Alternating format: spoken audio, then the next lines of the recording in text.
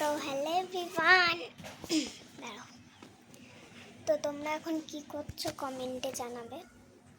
Like করছে।